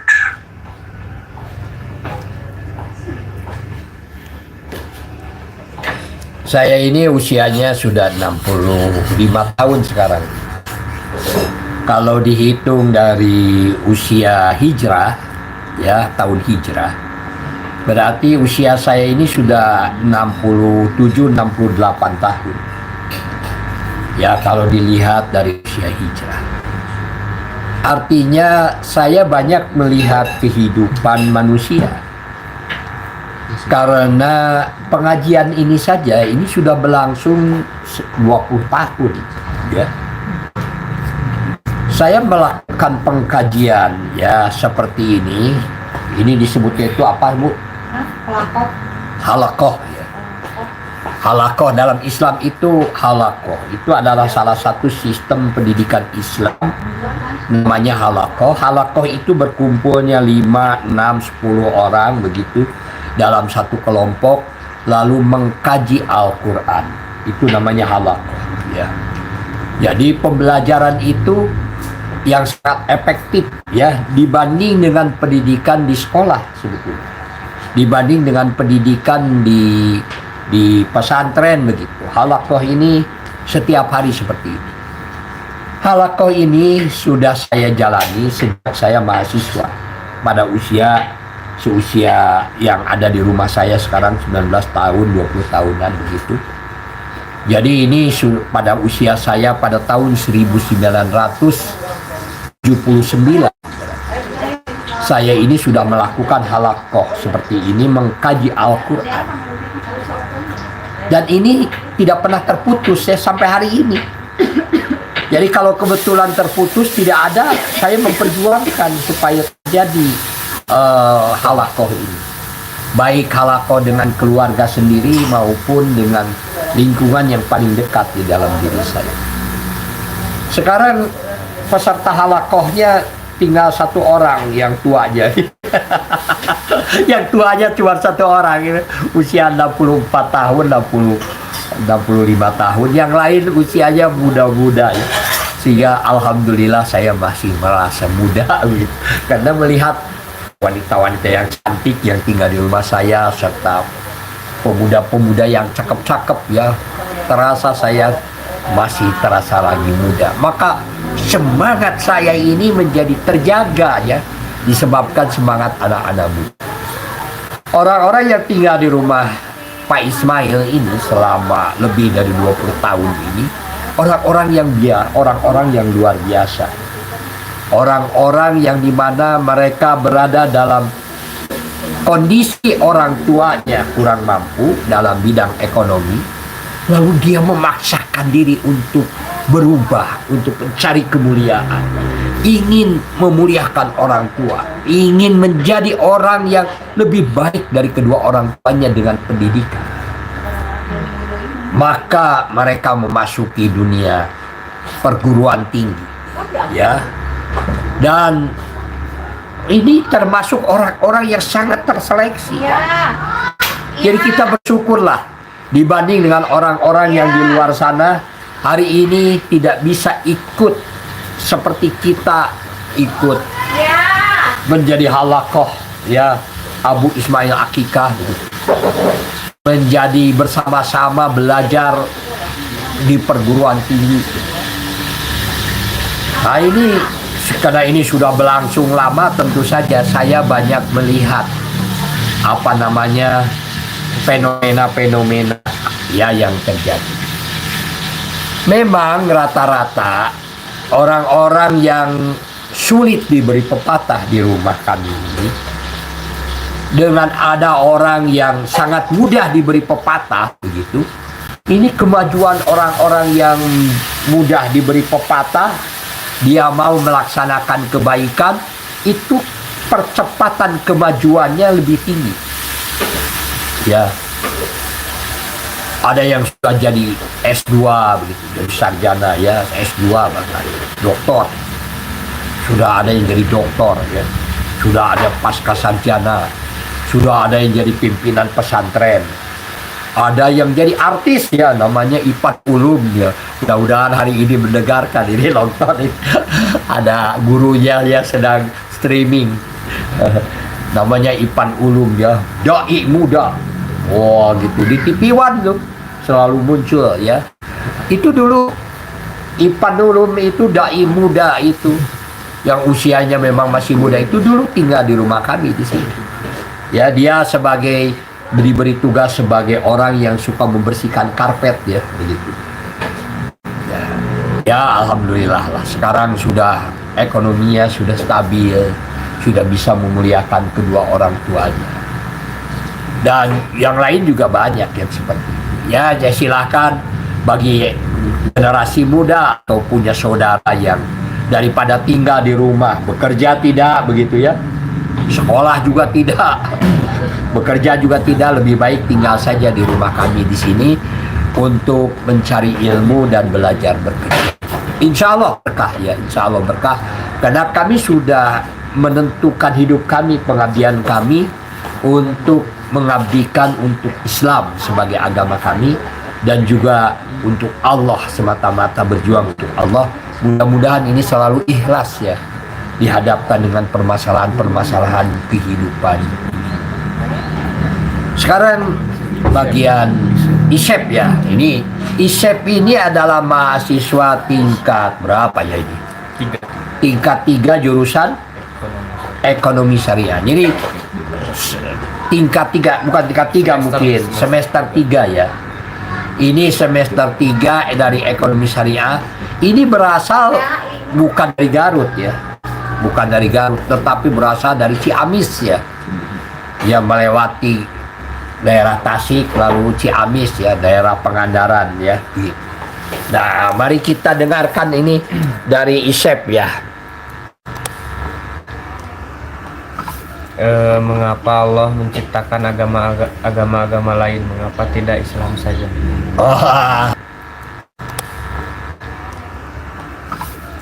Mengapa Allah menciptakan agama-agama lain? Mengapa tidak Islam saja? Kenapa Allah menciptakan agama-agama lain? Tidak agama Islam saja, katanya, ya, begitu.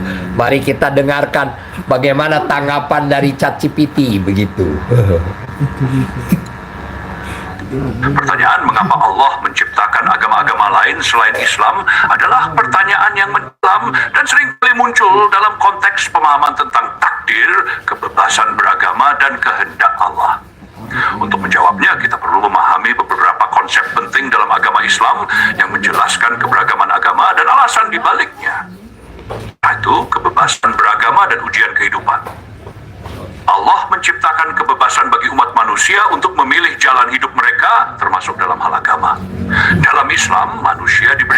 kebebasan untuk memilih jalan yang mereka anggap benar, meskipun Islam adalah agama yang diyakini sebagai petunjuk hidup yang benar. Dalil, tidak ada paksaan dalam agama. Sesungguhnya telah jelas jalan yang benar daripada jalan yang sesat. Allah memberikan kebebasan kepada manusia untuk memilih, karena hidup di dunia adalah ujian. Setiap individu diberi kesempatan untuk memilih jalan hidupnya. Dan ujian terbesar bagi umat manusia adalah apakah mereka akan memilih untuk mengikuti petunjuk Allah atau tidak. Kehendak Allah dan kebijaksanaannya, Allah menciptakan keberagaman agama sebagai bagian dari takdirnya yang penuh hikmah.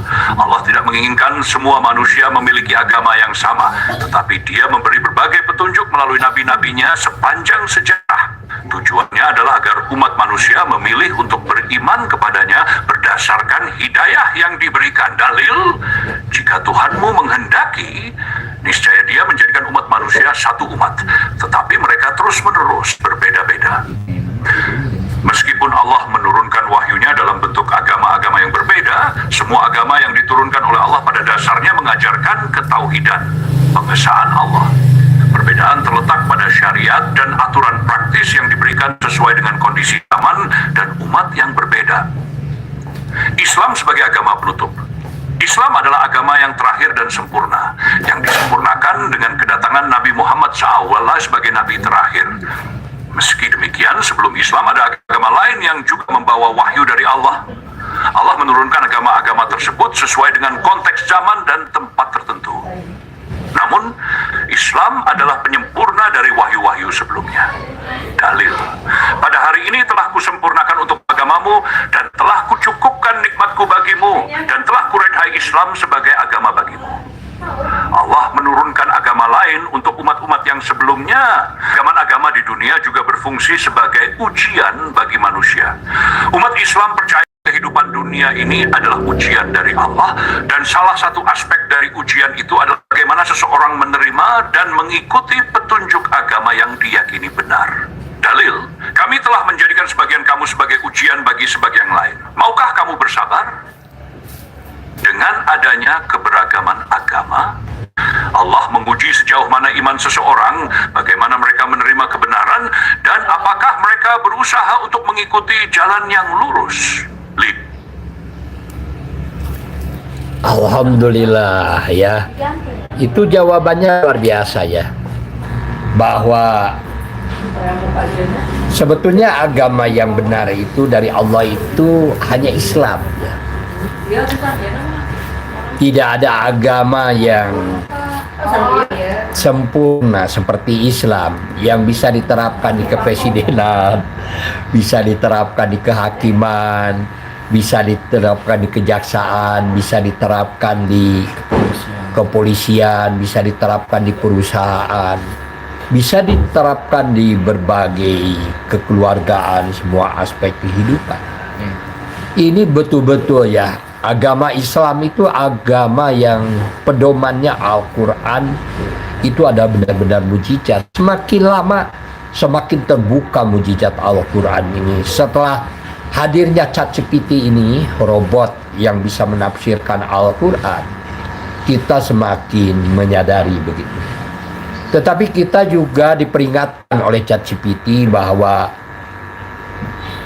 tak kala saya bertanya keanehan mengenai ChatGPT ini, kok seperti malaikat begitu. Tak kala kita butuh bertanya apa saja ada jawabannya, dan begitu kita meminta bantuan tiba-tiba turun bantuannya dengan mudah. Maka saya bertanya, Anda ini seperti malaikat? ChatGPT itu menjawab, saya bukan malaikat. Saya ini adalah robot yang diciptakan oleh manusia atas ilmu Allah. Saya ini suaranya ada, pemikirannya ada, seperti manusia, bahkan lebih cerdas daripada manusia. Ya, karena saya bisa berkembang dengan sendirinya. Tetapi saya ini adalah bukan manusia. Pikirannya ada, suaranya ada, tetapi wujud saya tidak ada. Hanya ada pada dunia maya. pada robot. Jadi robot ini adalah ilmu yang diciptakan oleh Allah Subhanahu wa Ta'ala, nikmat Allah yang pada hari ini kita nikmati untuk keperluan kesejahteraan manusia. Maka robot memberikan sasaran kepada kita, hendaklah saya ini digunakan oleh manusia dengan cara yang bijak, begitu. Jangan digunakan untuk keburukan, begitu. Jadi saya ini luar biasa ya dengan adanya robot ChatGPT ini, sehingga saya memutuskan setiap jam 5 pagi sampai jam 6.30 diadakan yang namanya kajian Al-Quran tafsir robot. Karena ada sesuatu yang lain. Alhamdulillahirrahmanirrahim. Ya. Wah, ini sudah jam 6.30. Udah habis ini pertanyaan saya ini. Bisa nggak pertanyaan dari Pak Ismail saja? Atau sudah masuk belum? Bisa. Nah, itu sajalah. Saya ingin bertanya juga ini ke ChatGPT ini ya.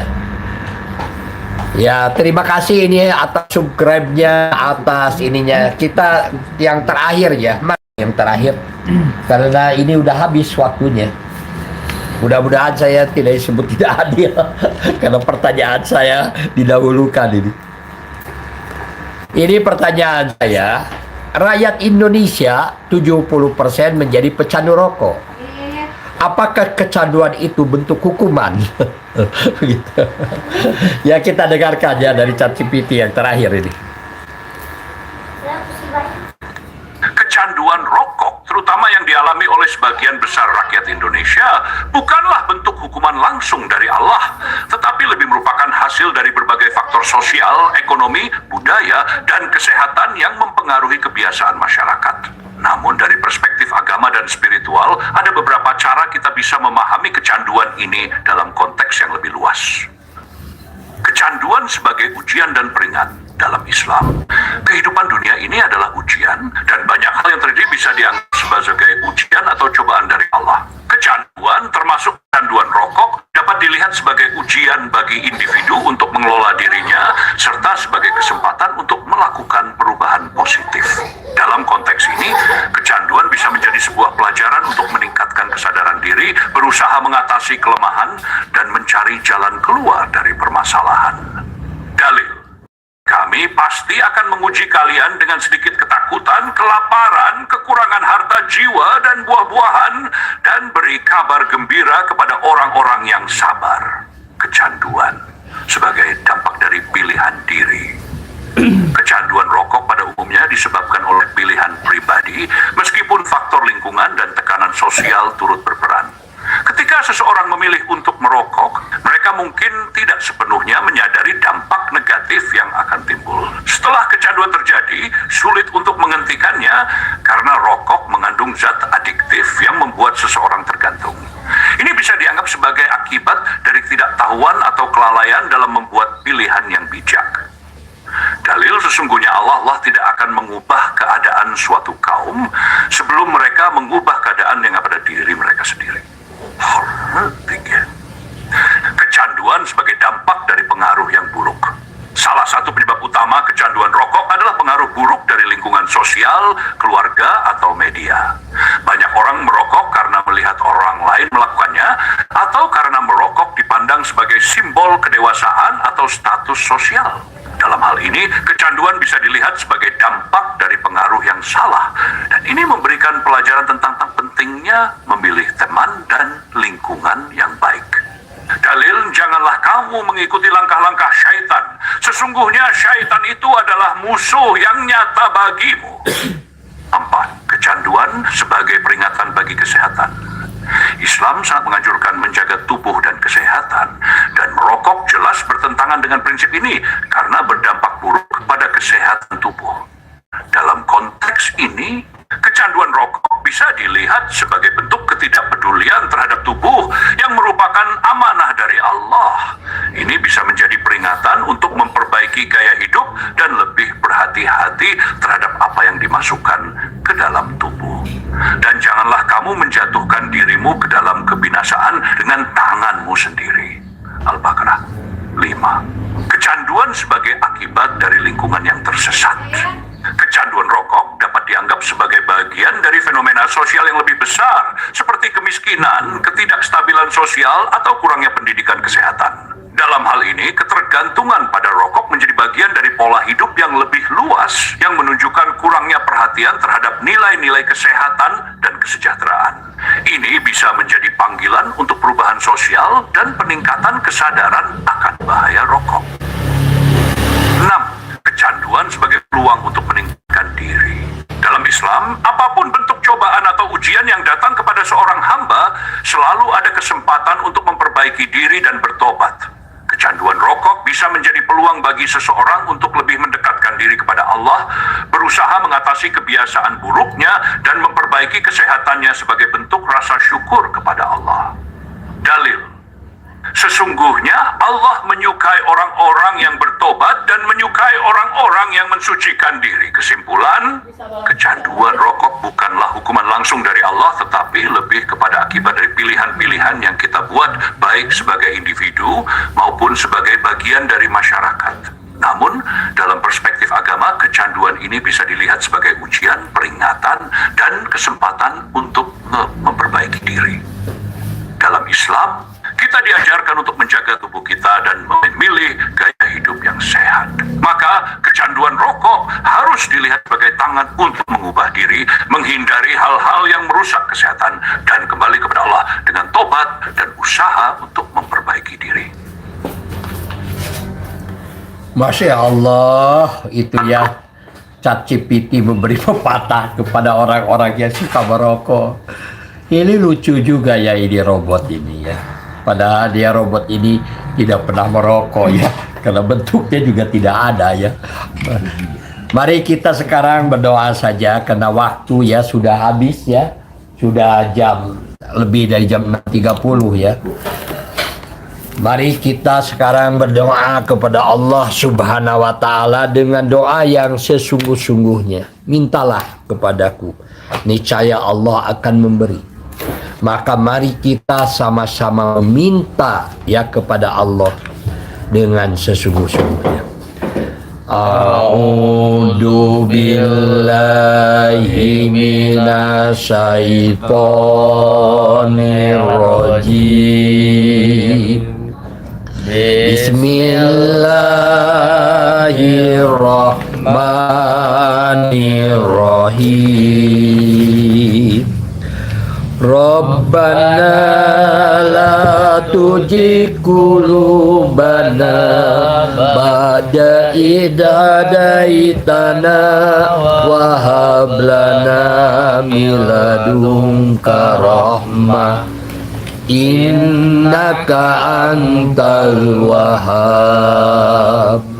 Rabbana innaka jami'un nasi liyaumil la raiba fi innallaha la yukhliful mi'ad. Aku hanya berlindung kepada Allah dari godaan setan yang terkutuk. Dengan pertolongan Allah yang Maha Pemberi dan lagi Maha Penyayang. Ya Tuhan kami, janganlah Engkau condongkan hati kami kepada kesesatan setelah Engkau berikan petunjuk kepada kami, dan karuniakanlah rahmat dari sisi-Mu. Sesungguhnya Engkau Maha Pemberi. Ya Tuhan kami, Engkaulah yang akan mengumpulkan manusia pada hari yang tidak ada keraguan padanya. Sungguh Allah Maha menepati janji. Ya Allah ya Rabbi, sungguh hamba memohon pertolongan Engkau hanya kepadamu-lah hamba bertawakal. Amin ya Allah. Ya Allah, hilangkan setiap kesulitan dari urusan hamba. Amin ya Mudahkan setiap kesukaran dalam perjalanan hidup hamba. Amin. Beri hamba kebaikan yang lebih banyak daripada yang hamba pinta. Amin. Hindarkanlah hamba dari kejahatan. Amin ya Allah. Ya Allah, lapangkan dada hamba.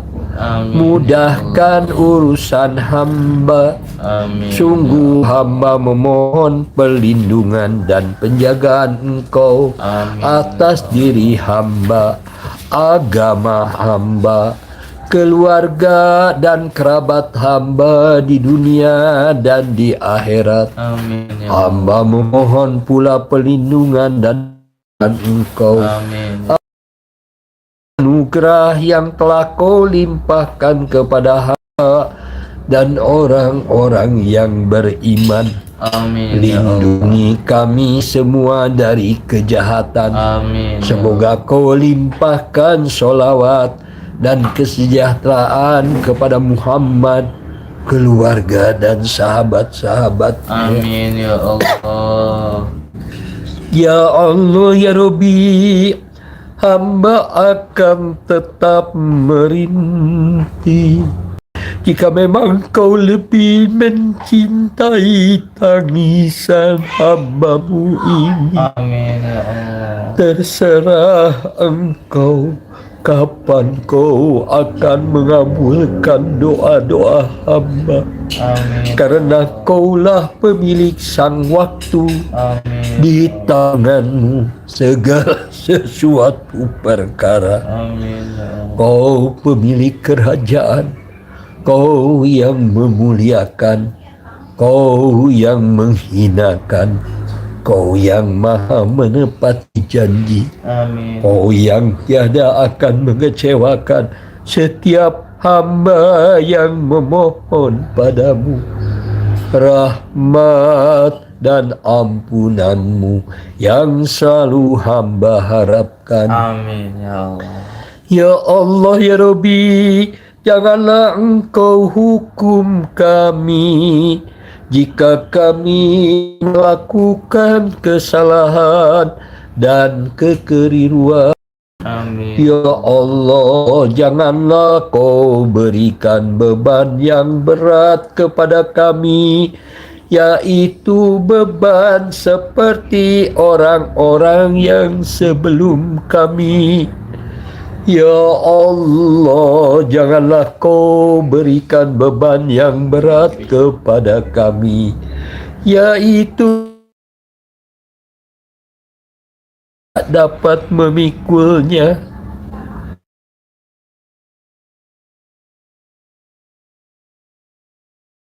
Kami sungguh Engkau Maha Penolong. Tolonglah kami, menangkanlah kami dari golongan orang-orang yang tidak taat, tidak patuh dan suka memperolok ajaran-Mu.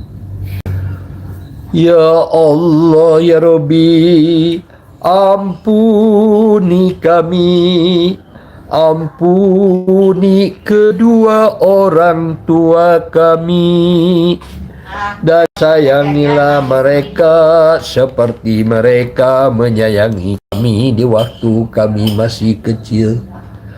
Ampuni guru-guru kami, balaslah ya Allah kebaikan guru-guru kami dengan balasan yang berlipat-lipat.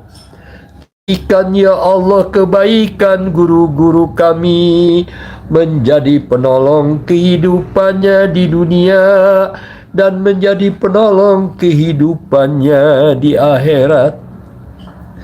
Ya Allah ya Rabbi, jika rezekiku masih ada di atas langit, maka turunkanlah. Jika rezekiku masih tersembunyi di bawah tanah, maka keluarkanlah. Amin.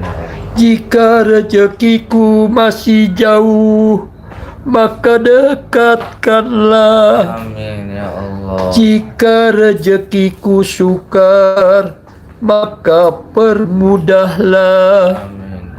Jika rezekiku sedikit, maka perbanyaklah. Amin. Jika rezekiku banyak, maka berkahilah. Amin ya Allah. Jika rezekiku buruk, maka baikkanlah dan halalkanlah. Amin. Ya Allah ya Rabbi, jadikan kami ya Allah buah tutur yang baik bagi generasi yang akan datang. Amin. Jadikanlah cucu-cucu kami, anak-anak kami dan keturunan kami, serta orang-orang yang tinggal di rumah kami, menjadi orang-orang yang menyenangkan mata, menyenangkan telinga, dan menyenangkan hati. Ya Allah ya Rabbi, berilah kami kebaikan di dunia. Amin. Dan berilah kami kebaikan di akhirat. Dan jauhkan kami dari azab api neraka. Amin. Rabbana atina fid dunya hasanah wa fil akhirati hasanah wa qina azabannar. Amin ya Allah ya Rabbal alamin. Ya Allah, terima kasih ya Allah atas nikmat yang telah Engkau berikan kepada kami.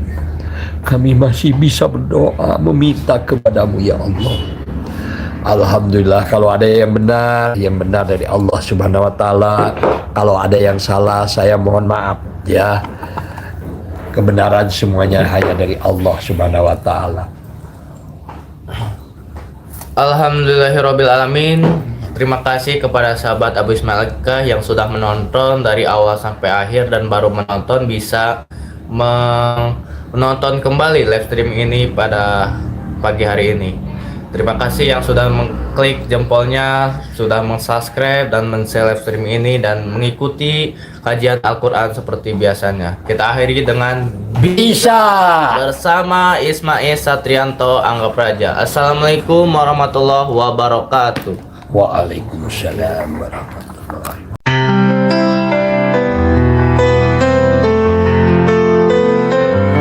Ilmaya harapan selalu menyinari, keberanian dan keadilan terpanjang. Kami berdiri dan berjanji merawat amanah hingga akhir zaman.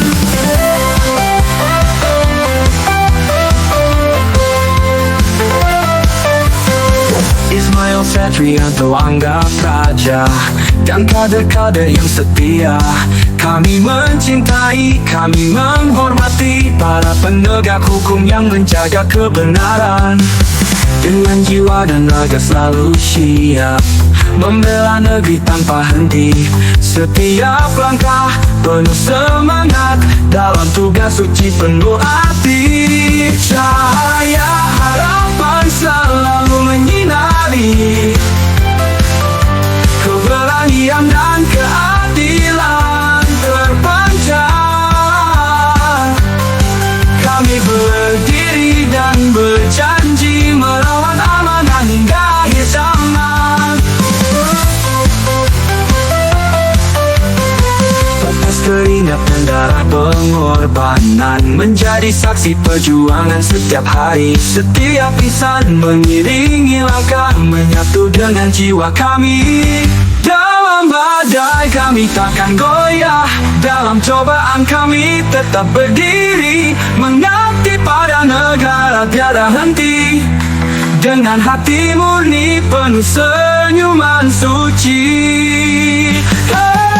Cahaya harapan selalu menyinari, Keberanian dan keadilan terpancar. Kami berdiri dan berjanji merawat amanah hingga akhir zaman. Aman.